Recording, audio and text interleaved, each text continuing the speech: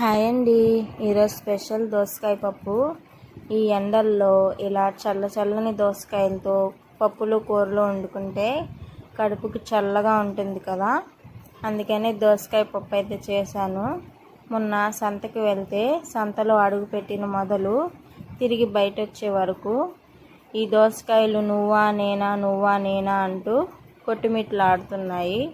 సరే కదా, ఒక 4 తీసేస్తే ఒకరోజు కర్రీ, ఒకరోజు పప్పు, ఒకరోజు పచ్చడితో ఇలా ఈ వారం అంతా గడిపేయచ్చని దోసకాయలు అయితే తీసుకొచ్చాను.